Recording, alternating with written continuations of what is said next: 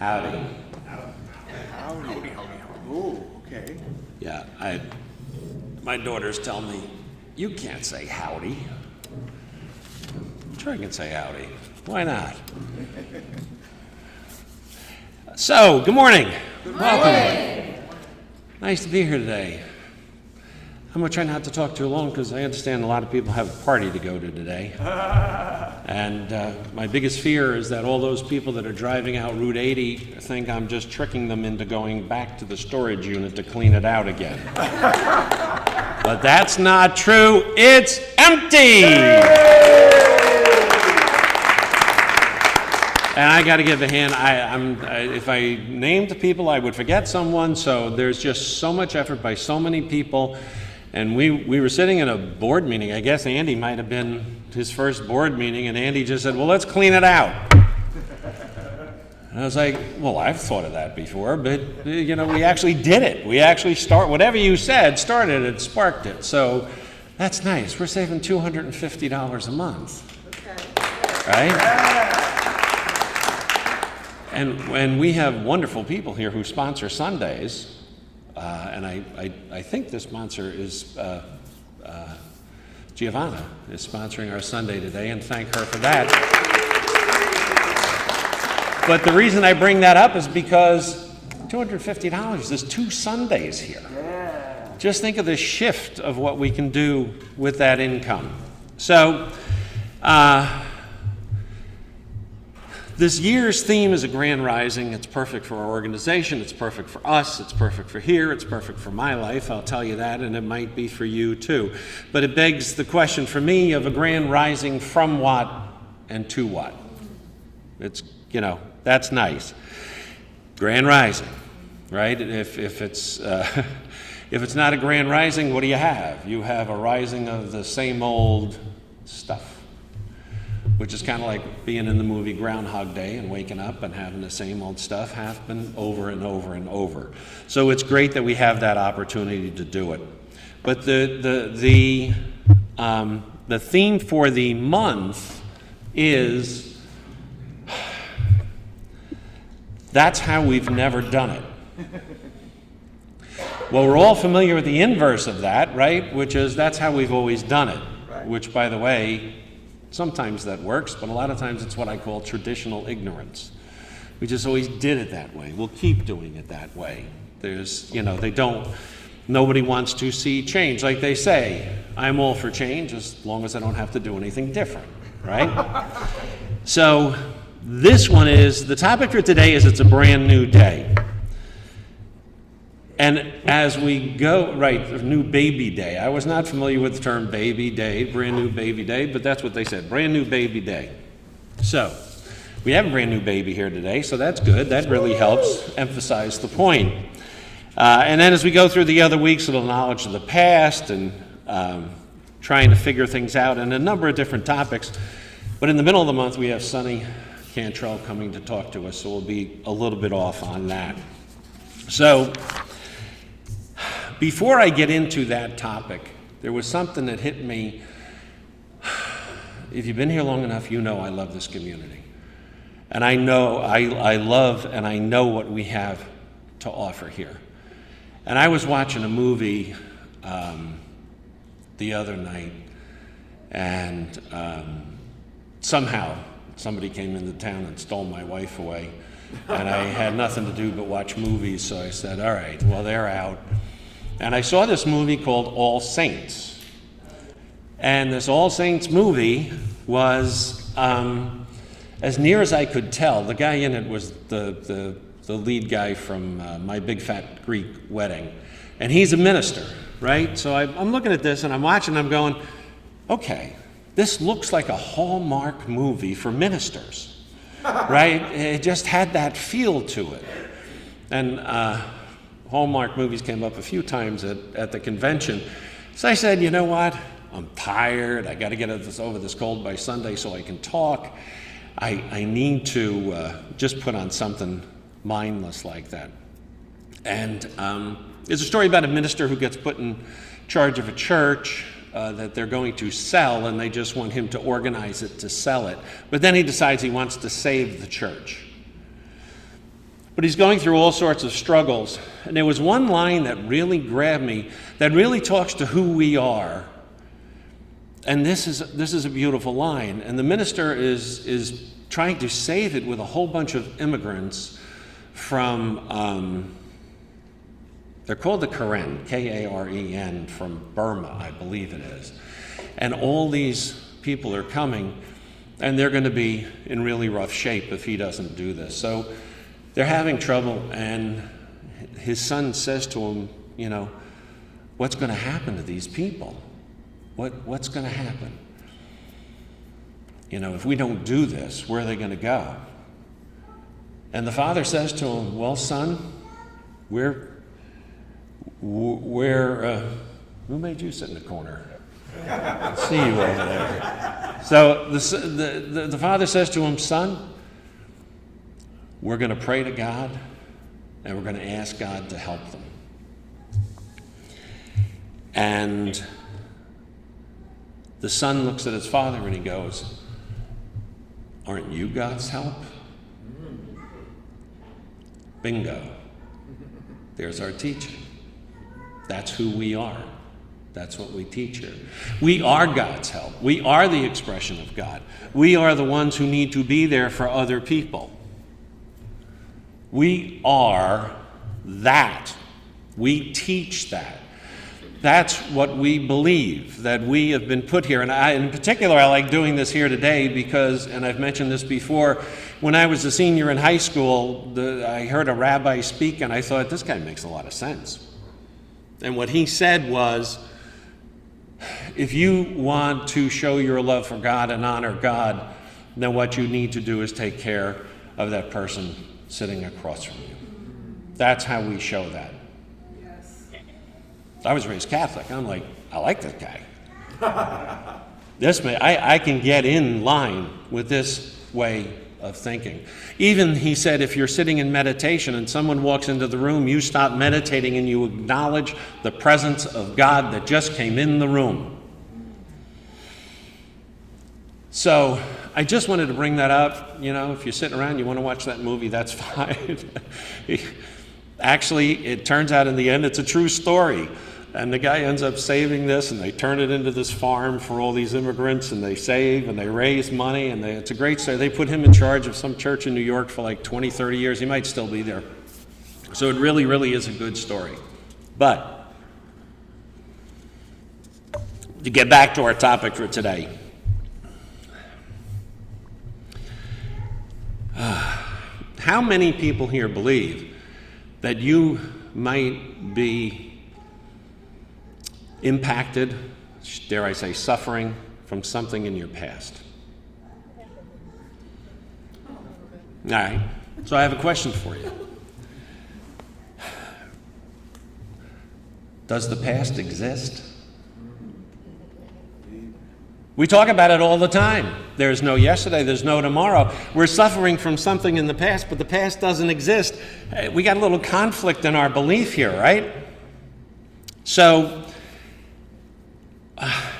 what you're really suffering from is not the past. What you're suffering from is your memory and your imagination and your attachment to your story. Yes. We know that, right? And as we said in the affirmation today, this is why that line is so powerful, and I heard Deepak Chopra say it many years ago. I use my memories, but I don't let my memories use me. There's a lot of good stuff from back there that might actually help us, right? Even stuff your mother said. And it's like, but I can't let that control me. So, did you ever have something happen in your life and you look and go, oh, I wasn't expecting that? Kind of a bit of a surprise, right? Well, that happened to me this past year. And what happened to me this past year is a great story of being attached to the past. And having all of this available to me. So, over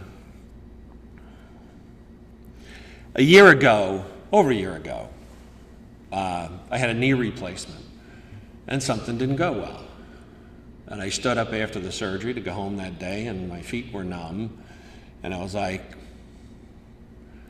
well, I wasn't expecting that. Don't worry about it, it'll be fine. You know, physical therapy, you'll get over it, everything will be fine. Well, it didn't get fine. And a year ago, March, I couldn't even walk at the retreat, whatever it was, 50 yards to get food. And I started to freak out. Scared. Fear. Didn't know. And I went back and I said, well, if something went wrong, then maybe they can make it right. Find out what. But doctors, no tests, no, nothing. And I grew deeper and deeper into a depression and dealing with an anxiety. It was kind of strange because I was headed in the wrong direction. I wasn't getting better. I was having a lot more trouble. And you've probably noticed how lively I walk around here. Excuse me. And I kept working on this. Now, here's the beautiful part about this teaching in this community. The resources we have here are here for a reason every week, every day, every email. Because I slipped into a place where I forgot, right? I let fear start to win. Well, I got a wife who doesn't like that. And thank God she was there for me, always. But I also had 3 other prayer partners. Cindy, thank you. People who aren't here, other ministers, Laura and Jackie. And I kept working with them. And then I said, I don't know if I'm getting any traction here. What other resources do we have here? Oh, that's right. We've got a brilliant therapist here. Thank you, Kathy Duca. So I started working with Kathy Duca. And I was doing these sessions, and I'm having prayer partnerships and getting treatment, and I'm having sessions with Kathy, and I'm still screwed up. I'm just still really screwed up. Until one day, I decide, well, actually, no, I didn't decide anything. It decided for me. I just getting in my pajamas one night and kicking my shoes off. And I realized, oh, this is really here.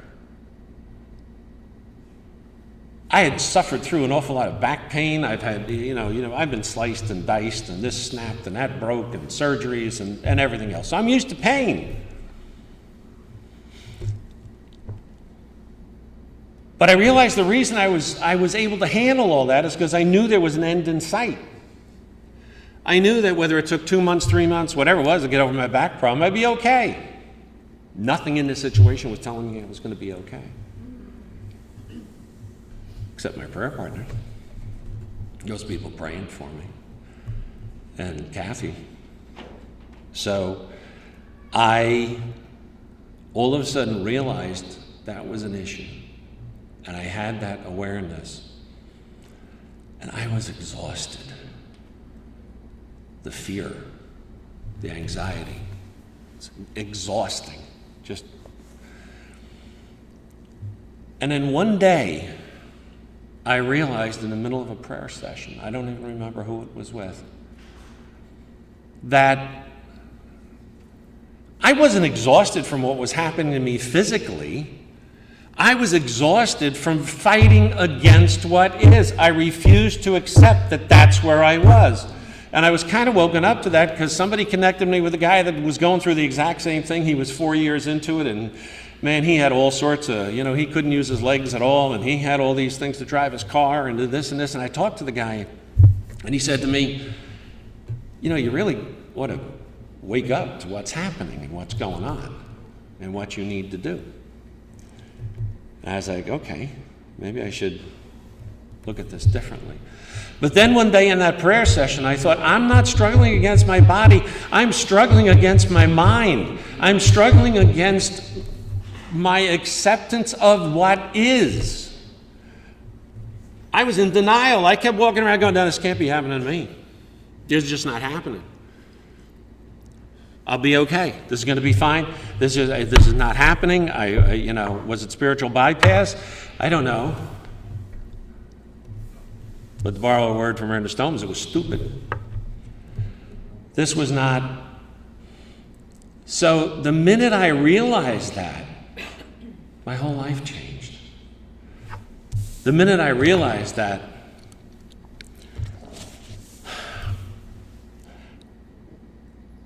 you know, we talk about it's a brand new rising. We talk about it's a brand new day. Well, that's great. But where am I going to go? Where am I going to go with this? How am I going to handle this? And where am I going to start from? So all the work that we've done and everything in this teaching, and one of my core beliefs that has gotten me through so much through the past 10 years, once I sat in a class and learned it, is that I know that everything happens for me. I kept asking myself, how is this happening for me? I'm working on it, working with these, the prayer partners and Kathy and Michelle and everybody and talking to me, and I'm going through it, and it's like, I can't figure out how this is happening for me. And then I realized in that moment, how can I figure out how it's working for me if I'm unwilling to exist, to acknowledge that it exists and that it's happening? I got no place to start from. It's like with a GPS, with directions. You got to tell it where you are, you got to tell it where you're going. I didn't know where I was. But if you follow a thread through this, all of this teaching was what brought me to that awakening, to that moment, to that period in time where all of a sudden my legs didn't stumble as much. My mind shifted, my spirit shifted. My place where I was now all of a sudden was like, hey, my legs feel pretty good. We actually went away for a few days to enjoy ourselves. The depression, the anxiety dropped right off. Why? Because I knew enough to come here every week. I knew enough to say this teaching can really help me. I knew enough to listen. And then, I'm not always good at this, but I knew enough to ask for help. And that was really, really important. So, I had to start and say, well, it doesn't matter what I was. It really does remind me of a story that I've also told about my friend Eric when he had a stroke, and I was working with him to get back on his feet. One day I was dancing with him to help him move, and he said, Neil, I just want to be normal. And I go, Eric? He was 51 at the time. I said, Eric, yeah, what's normal? Tell me what that is. And he said, I just want to be.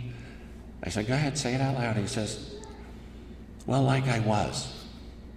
I said, like you were before the stroke, right? And he said, yeah, I want to be like I was before the stroke. I said, so you want to be a 50-year-old man who's about to have a stroke? And he goes, oh.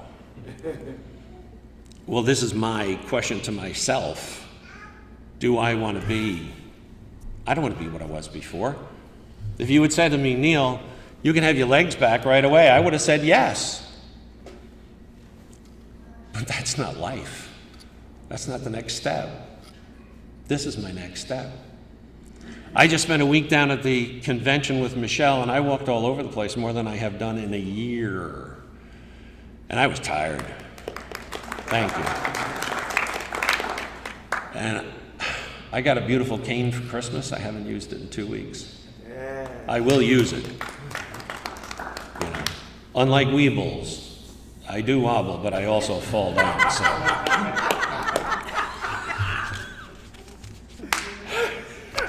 So Ernest Holmes says, I let go of yesterday and I have no fear of tomorrow, for this day is God's day in my life and my affairs. And that's great. Let's all let go of yesterday.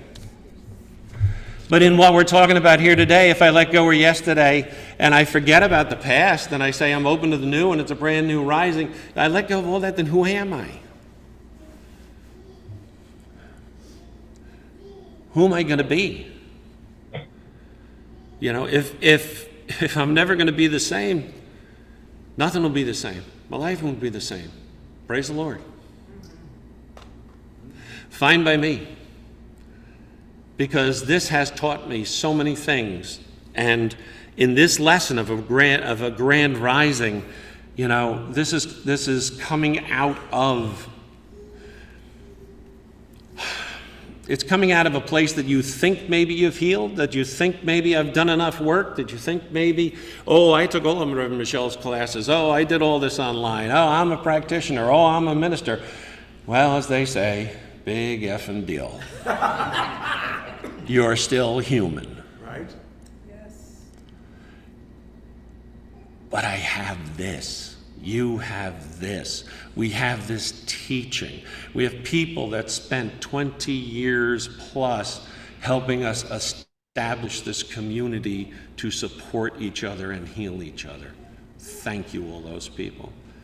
I love you for doing that. We get to decide. We don't get to decide whether the mic is going to work, but we do get to decide so many other things. So I think I'm loud enough that you don't need that. No. Hello. No. Just all. Thank you, battery. We're okay. I'm about to wrap up here. Oh, but other people have to talk. It's not all about me. That's why we're here. All right. Yes. Thanks.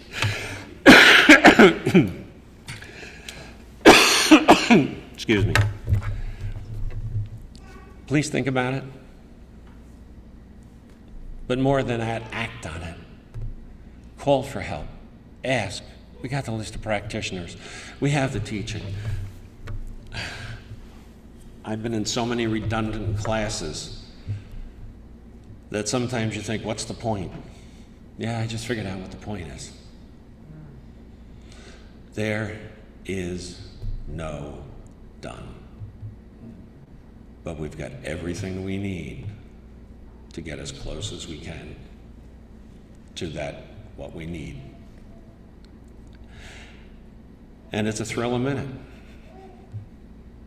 Pain is a gift. Thank you all. Let's take this into prayer.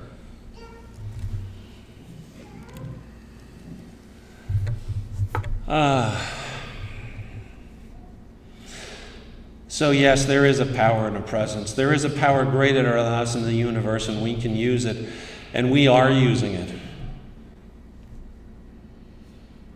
We're using it whether it's in consciousness or not. It is the law. And each one of us has this incredible, unique expression of the divine. We come together as a community. We come together in the spirit of this love, which is God. And as we reach out in every way to support each other, to be here for each other, to be a resource in so many ways, we're a community of service. You may not think you're in service, but that's all we do. That's the only reason we're here, is to serve others. I'm grateful for my opportunity to, and I'm so grateful for all those in this community who have taken that opportunity to serve others.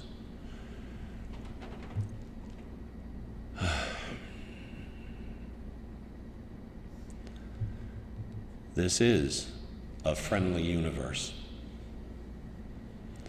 This is a grand rising. And this is a brand new day. And I'm not going to use my memories. I And I'm sorry, I am not going to let my memories use me, but I am going to use my memories. And I am going to take what I have been given as this gift from God, which is all of this community, and support everyone in it, and accept the support of everyone in it. This is the gift that we've been given. And with enormous gratitude, I release these words into that power and presence, the love and the law that always says yes, with a great amount of gratitude for all that has been brought here for us. Please join me in saying, and so it is.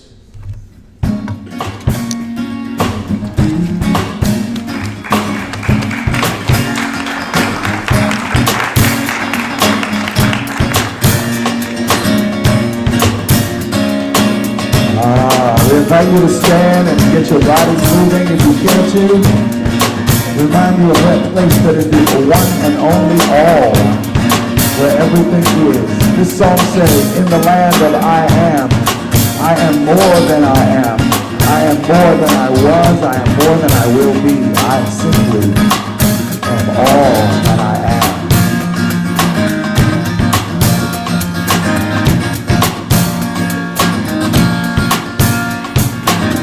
In the land of I am more than I have been, I am more than I will be, I am all that I am.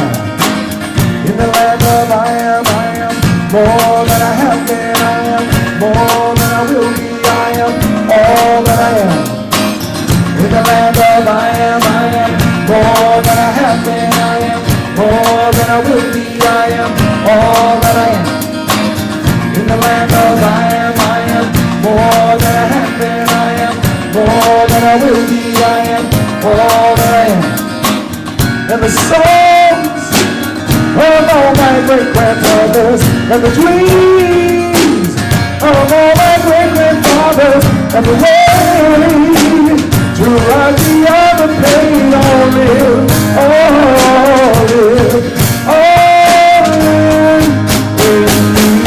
in the land of I am more than I have been, I am more than I will be, I am all that I am. In the land of I am more than I have been, I am more than I will be, I am all that I am. In the land of I am more than I have been, I am more than I will be, I am all that I am. In the land of I am more than I have been, I am more than I will be, I am all that I am.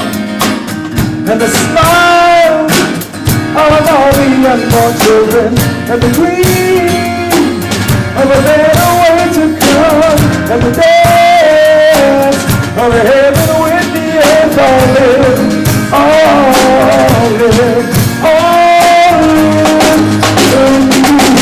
in the land of I am more than I have been, I am more than I will be, I am all that I am. In the land of I am more than I have been, I am more than I will be, I am all that I am. In the land of I am more than I have been, I am more than I will be, I am all that I am. In the land of I am more than I have been, I am more than I will be, I am all that I am. Been robbed and disgraced, abused and misplaced. Been robbed and disgraced, abused and misplaced. Been lied to, the light can't be seen through in the land. You can't fall for grace in the land. You cannot be heard in the land. There's more than enough in the land.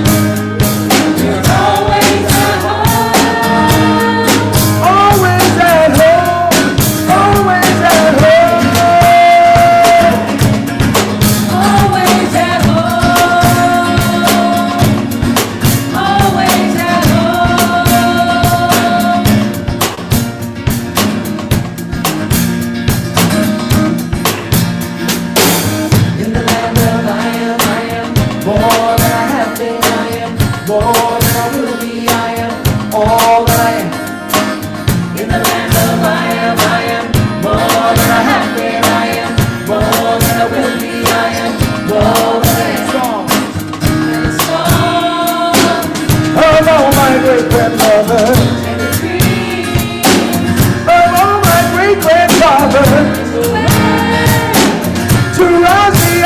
pain or live, live, live in me.